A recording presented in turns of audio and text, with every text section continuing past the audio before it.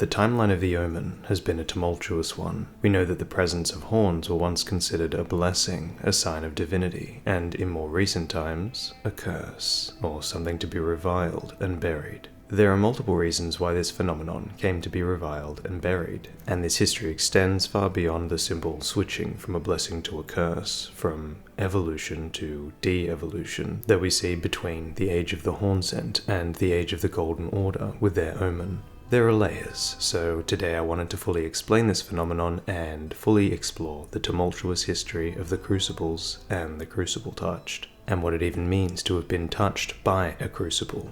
But to understand that, we need to understand what a crucible is, their function, how they were used, and for what. Understanding the function of something is fundamental to understanding the thing itself. The crucible most of us know and refer to as the Crucible is the primordial crucible of the Erdtree, which is described as a melting pot, where all life was once blended together. We also know that the Crucible is the primordial form of the Erdtree, which by that definition would mean that the Erdtree is born of the Crucible, or is a more evolved version of it, the final product if you will. Given that, by understanding the function of the Erdtree, perhaps this more advanced, established version of what once was the primordial crucible can give us insight into the function of a crucible. The Erdtree itself is somewhat of a melting pot of life. It has two main functions that work towards a single goal, of the greater will supremacy in the lands between. Think of it as breathing in and out to keep ourselves alive. The first function uses the souls of the deceased via the root system, found in the Erdtree burial catacombs and elsewhere, absorbing and processing them, by taking them in their pure form and then expelling them after they have been imbued with the will of the greater will. While I believe in the earlier stages of its formation in the Age of Abundance, the Erdtree's sap before it dried up was really just the reprocessed souls of those sacrificed to it or who returned to it, gifted to Marika's strongest warriors, to make them even stronger, and potentially subservient, literally imbibing the strength and will of the greater will. I believe we see its main function as an effect in-game, as the lands between is periodically bathed in these leaves, a physical representation of the influence of the greater will and its Erdtree, fittingly granting a boon of more runes upon slaying an enemy. Its second function is that it acts as a house for the Elden Ring or Elden Beast, which is the conduit in the lands between of the greater will. This beast or ring is imbued with aspects of the laws of reality, which are amplified and imposed on reality by this process. The essence of the deceased being brought to this powerhouse where the beast imparts its will upon that essence, which is then dispersed to the lands between. I guess a good analogy would be the Infinity Gauntlet, or perhaps the One Ring from the Lord of the Rings, exerting control on all else and the souls of those connected to it, with Marika being Sauron. So if we boil that down to its bare bones, or rather view it in a more primal, basic, primordial form, the Erdtree is essentially a melting pot of life, used to achieve something grand in nature, in this case being the supremacy of the Golden Order and Greater Will, via imprinting and amplifying its will on reprocessed souls, which are then distributed back to the lands between. If the primordial crucible was a melting pot of life, wherein many forms were sacrificed to pave the way for the creation of the Erdtree, a more advanced version of this mechanism with extra quirks, that would tick the box for the crucible being a melting pot of life and also being used to achieve something grand in nature, this time around being the creation of the Erdtree from the primordial crucible. So with that in mind, I would define a crucible in general as a method or technology used to create substantial power from the death of life, either naturally or artificially occurring, and capable of prompting events grand in nature and greatly varied in scale, such as powering a tool of war, ascending an individual to godhood, piercing the veil between realms such as the Outer Realm and the Lands Between, and the Lands Between and the Shadow Realm, and even exerting your will over an entire civilization and reality itself. I think this is best summed up by the item description of the talisman, the Ancestral Spirit Horns, which read, "Number of new growths bud from the antler-like horns of the fallen king, each glowing with light. Thus does new life grow from death. And from death, one obtains power, And in its essence, that is what a crucible is, a mechanism of extracting power from life via death, mass death, naturally occurring or artificially prompted. That power then being used to achieve X, Y, or Z, either naturally resulting in, for example, the summoning of an outer god to the lands between, due to an event of mass death weakening the veil between worlds, or calculatedly directed by whoever prompted the crucible as a tool to achieve their goals. You may have heard me refer to the crucible not as the crucible, but a crucible. That is because there are in fact multiple crucibles that come in more crude and naturally occurring forms, and more organized and calculated forms, with differing but similar in nature after effects, and the same principal result: the creation of power. This would mean, while the fundamental concept of generating power would be the same, the method of achieving mass death and the intended result or purpose could vary as much as the entities prompting them. I would categorize crucibles as falling into either one of the two below. Naturally occurring crucibles that result from a natural event, resulting in mass death. The power resulting from these is not directed for a specific cause, but can prompt grand events. Artificially occurring crucibles artificially created by channeling mass death. The power resulting from this is directed for a specific cause. These crucibles can be large in scale and impact an entire civilization and land, or localized and affect one person and their immediate area, even small scale to the tune of individuals. I'll run through a few examples for the context of these vast variations, and if they interest you and you want to know more, I'll link a video with further possible examples of crucibles in the description. A great example of a large artificial crucible would be the Erdtree's crucible, its primordial form. This was artificially created, I would argue, by sacrifice in the battles of Marika's first Elden Lord and Crucible Knights, fueled by the life offered to it. As explored in my previous video, I found the missing inhabitants of the nameless eternal city. The denizens of this city could have also been used to sacrifice and build the primordial crucible of the Erdtree, or at the very least give it a massive power boost. I'll be exploring this in much further depth in my next video as a sort of revision to my prior video, but with DLC knowledge. Anyway, this was not done for the benefit of a single individual, but the purpose of the greater will establishing supremacy in the lands between.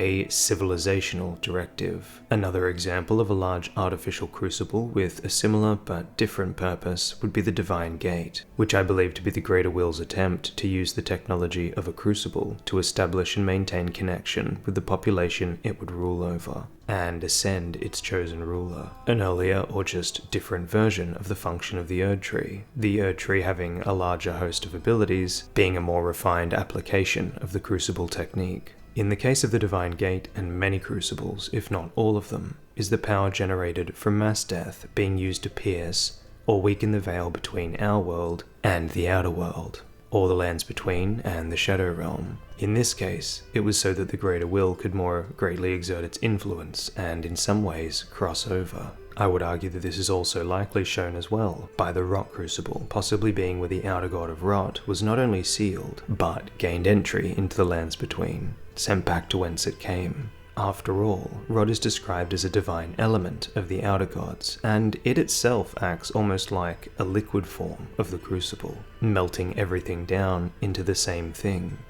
If there was a giant pile of bodies in this location, say from a runoff of a mass sacrifice of an eternal city that happened some time ago, and or a crucible building an Erdtree, you'd expect this conglomeration of bodies to rot. For further information on this, I again point you to my video regarding the denizens of the nameless eternal city. The ultimate method of fermentation, akin to the potentate's jarring process of pickling rotten flesh and parts. The aspect of the crucible Thorn's incantation reads, in an age long past, before this land was enshrouded in shadow, the vitality of the crucible flourished. Remains of this can be seen in the ancient ruins. I would argue the remains of what is referred to as the vitality of the crucible is rot, which is found in the ancient ruins outside of the Church of Bud, home to the Rot Saint. This would further make sense as to why rot is considered to be a divine element. Interestingly, this would also mean Melania is essentially a portable nuclear reactor, or rather crucible creator. as her bloom spreads the divine element of rot, melting all together, creating bestial entities, and I will speak much more to this soon enough, and create skyward structures from the melding of these corpses that will one day reach the gods, like the Crucible of Caelid. To further support the idea of crucibles being used to pierce the veil between worlds, the blood crucible of Miquella's cocoon in Mohgwyn is being used to allow Miquella to travel to the land of shadows. Mohg is using his own radioactive accursed blood and is getting bloody fingers to kill fellow Tarnished and use their blood to turn Mohgwyn into a crucible of mass death and blood for the cocoon, bathing the cocoon and allowing Miquella to pierce the veil between our lands and the Shadowlands. I also think it's no coincidence that Melania bloomed directly above where Miquella's cocoon is, creating yet another crucible above it. I would hypothesize this was to power the cocoon to allow us to travel to the realm of shadow, as Miquella once did. I explore that further in my previous video if you're interested. Miquella's Great Escape.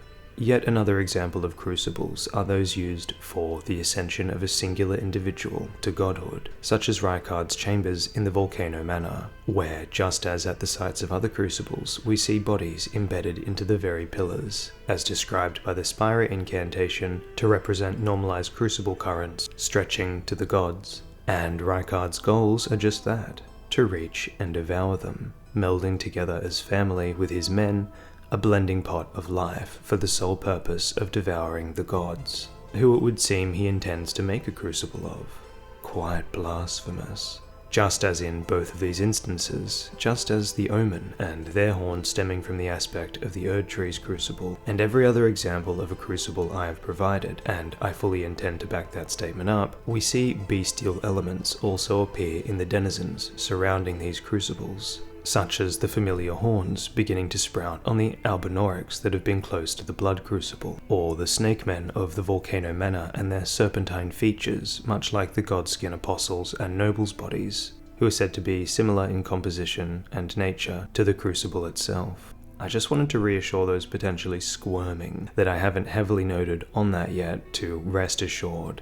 I will be exploring these side effects and their ubiquitous presence near these crucibles after a few more examples, just to really hammer home how crucible technology has been adapted, used, and transformed, and that it comes in all shapes and sizes. Such as small artificial crucibles, I believe the horrific practices of the horn scent were an attempt to minimize this technology even further. Given the jar shape, I would guess in reference to the crucible of the Giant's Forge, a giant melting pot of life. I would guess, given the proximity and relevance to the Hornsent ruins, that Romina was a successful such experiment. The Saint of Rot. Akin to the aforementioned Saint of Rot, the Hornsent implement a method of blending life and leaving it to rot, or ferment, pickle, if you will, to become a saint, a crucible saint, a saint of rot. I'll be releasing a video on where the Hornsent fit into this timeline, which will help explain their mimicry of the Grand Crucibles further, but I just wanted to offer an example of how small this technique, method, or technology, if you will, can get. In this same vein, the Furnace Golem Wickermen themselves are a crude implementation of this technology or mechanism to create a weapon. Mobile melting pots of life using the power of death to power them, demonstrating yet another application of this principle and technology. Returning to the item description found on the ancestral beast horns, I believe we can see a crucible, as it were, in a smaller and more naturally occurring way, in the ancestral beasts and their corpse-strewn chambers. These beasts draw power from the death of life, like small portable crucibles, as seen in their boss chambers, which are littered with the spirits of the deceased animals collected in their chambers, who were processed by the ancestral beasts and used to grant them power, or life, to heal their wounds, melding together with them. The above examples, of course, aren't the only things crucibles would be used for. Their applications are vast, as we see in other crucibles, such as the Crucible of the Dragons in Farum Azula, and the many natural oddities occurring there, potentially also Placiduous Sax's attempt to contact its god, or the Crucible of the Giants and the Lands Between itself, where the All-Crucible talisman, donning innumerable bestial and insectoid aspects, is said to have originated. Just quickly to note, I know how many of you will be thinking this refers to the fire giants and their ilk. However, I'm referring to the giants we see embedded in the lands between, akin to the dragons of Farum Azula. I believe that they are the true, original giants, from whom the All-Crucibles talisman sprouted. And the fire giants we see today are basically trolls to the original giants, in the same way trolls are to the fire giants. To summarize this section, as an analogy that I will be using moving forward, think of the power created by a crucible as nuclear power, and the crucible itself, the source of this nuclear power, a nuclear reactor. This could take form as a nuclear power plant that powers a city, or like the nuclear batteries in cars in Fallout, or down to a singular maintenance robot, and so on. To extend that analogy, what would happen to someone who is exposed to the process of creating nuclear energy? What would happen to those people if nuclear reactors had no safety regulations? They would be exposed to nuclear radiation, and this would cause mutations in their genes. The talisman of all crucibles is an intermingling of innumerable bestial aspects. We see wings, horns, insect parts, scales, a whole host of beast-like attributes, all intermingled. While this itself is a fantastic demonstration of the mutations that arise from crucibles, the aspect of the crucibles' incantations themselves are an extensive demonstration of these bestial aspects. What gives rise to these mutations appears to be related to what is used in the creation of the respective crucible, a pattern that you see begin to emerge. I'll confirm this quickly by running through a list of crucibles and their accompanying mutations surrounding their proximity. The primordial crucible and the horned omen. My guess is that the horn scent was sacrificed in this crucible. The Erdtree and the flower people. Perhaps the great tree or Scadutree was used in its creation. Farum Azula and the drakes, such as Bale, with both serpentine features such as no front legs, feathers, more reptilian scales, and extra horns on the drakes, who I would liken to the omen of the dragon, and many on Bale, who I would liken to the Morgoth or Moog of the dragons. Given the sheer amount of mutations we see on Bale, I would imagine everything was sacrificed in their crucible at one point. The crucible of Eni Ilim, the Divine Gate, and the Horn Scent, who I have no doubt sacrificed themselves, or perhaps spiritual beasts, to their crucible. The rot crucibles and the kindred of rot. Bugs tend to show up around rotting food. The blood crucible and the horned albinorics and sanguine nobles. This crucible was made using Moog's radioactive blood, his accursed blood having crucible properties, reflecting on the horned albinorics. The crucible of Rykard's chamber and the serpentine men whose bodies and movements is similar to the Godskin nobles, whose form is said to be similar in nature to the crucible itself. The crucible of the ancestral beasts and the ancestral followers and the horned beasts. The crucible of the potentate jars and the fly people, since their method is more akin to rot by fermenting and pickling their injured, poisoned, rotting victims. Their affliction is more akin to the bug-like kindred of rot. Flies tend to show up around rotting flesh. This is also the same for the crucible of putrescence, or the crucible of death, given there are innumerable small bugs coming from Godwyn, though we do also see fish and reptile associations with this as well, which may speak to its entirely unnatural state. Either that, or the aspects we see here are bestial eyes, which sprout on everything afflicted with death blight. Speaking of death, the deathbirds themselves almost seem akin to the Wicker Men, with corpses embedded into their wings, powering them and their bestial form. The Crucible of the Lands Between, formed from the giants from which the All Crucibles talisman is said to have sprung, and all life with it.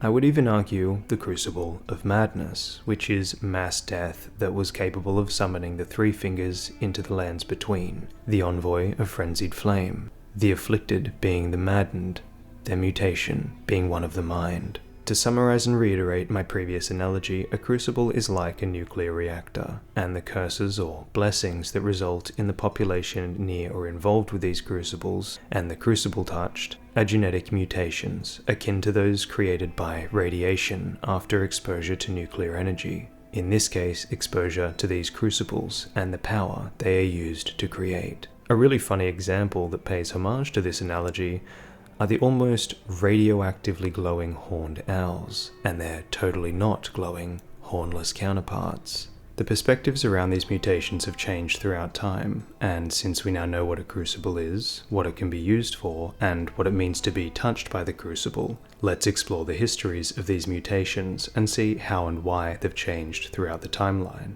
including between different factions of the Crucible Touched toward each other. Placidusax is the first Elden Lord we have in recorded history, as recorded on the Old Lord's Talisman, an artifact crafted in the likeness of Placidusax in his apex, donning all four heads. It is said Placidusax was Elden Lord in a time before the Erdtree, and there are no other items describing an Elden Lord before them. In an age before the Erdtree and the Golden Order and their revulsion of Omen, before even the Hornsent and their age of supremacy, worshipping the Omen, or Horn Chosen. The lands between was ruled over by the ancient dragons, chosen race of the Outer God, the Greater Will, whose Elden Lord Placidusax was Lord, I would argue, to Meta. While, yes, this is mostly speculation, as the records from this time are ancient and far few and in between, I find it particularly interesting that the gifts granted to the minions of Farum Azula that granted them intelligence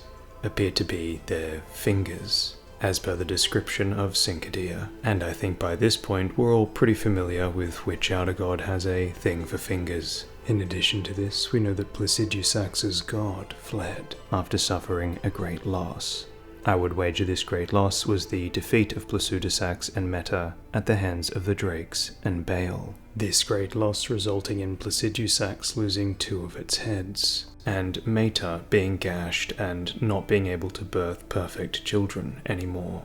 The fingers she produces after receiving this wound being broken and twisted, leading to her being abandoned by the Greater Will. After Meta fled to protect itself, Placidusax was removed beyond time using Farum Azula as a crucible to try and contact its Outer God for direction. Meta herself was broken and abandoned in the Shadow Realm and remained hidden in some form of pocket dimension, awaiting a signal from the Greater Will that never came. While this story is frankly enthralling, I'll be dedicating an entire video to exploring this context, and will be further researching the relationship between these parties, so watch this space. But my goal for explaining that was not to even argue the specifics of Meta's possible relationship with Placidusax, which I'm frankly fine on being wrong about, but instead the existence of the Holy City of the Dragons, Farum Azula, as a crucible, which, mind you, shares striking similarities to Eni Ilim, such as the architecture, the denizens moulding into the constructs and the land itself, and the fact that it's never night here, no matter what time of the day, perhaps placing it beyond time like Farum Azula. We also arrive in Farum Azula after burning the Erdtree, and we arrive in Eni Ilim after burning the Sealing Tree. I believe just like Eni Ilim and the Divine Gate, Farum Azula was initially created for the dragons and potentially Meta to convene with the Outer God, the Greater Will, or perhaps it was powered by the sacrifices for Meta to communicate with the Greater Will, as Placidusax is found attempting to do. As a result of this crucible's initial creation, when it was used to communicate and not to flee, the dragons themselves were exposed to the crucible, resulting in mutations. The horned, scaled, and legless drakes, and then eventually the Moog and Morgoth Omen equivalent of the dragons, Baal. Regardless of the reason, be it that the Omen dragons were persecuted, perhaps born without the timeless scales of their counterparts, and embittered like Seath from Dark Souls, or perhaps something more simple, like the murder of one's mother, there was civil war and mutual defeat. The ancient dragons fleeing somewhere beyond time, where the usurper could not reach them, and the Drakes and Baal scattered through the lands between, 2 forces with leaders too grievously injured to lead them, falling to ruin as a civilization. Therein lies the introduction of the first power dynamic between the mutated and the originals, the perspective being mutual hatred at best, resulting in oblivion of both sides, or potentially outright prejudice. In the absence of the dragons, the Crucible worshipping Hornsent and their pursuit of harnessing the powers of the Crucible rose to supremacy, their brutal culture experimenting in enacting true horror to mimic the power of the Crucible of the dragons. As their civilization and culture thrived in the absence of the all-powerful dragons, the Hornsent viewed the presence of horns to be associated with the Crucible, the melding pots of life that fueled the power of the previous ruling race. And they were technically right. They experimented with melding life, creating crude homages to the ancient technology, attempting to ferment into existence a god or ascendant to lead them. Their discovery of the shaman, a race of peoples whose flesh melded harmoniously with others, fueled their zealousy, and they were eventually successful in creating their first saint, the Saint of the Rot. Their civilization continued to grow. The association with horns became evidence of divinity with this growth, and the script went from two equal forces that mutually hated each other to those donning horns were blessed by the Crucible. When the Hornsent were betrayed, which is a topic I'll be exploring in depth in my next video, Marika flipped the script, and the Hornsent were no longer the rulers, but the ruled. Without delving too far into the topic of how it occurred, I would like to note on what happened afterward.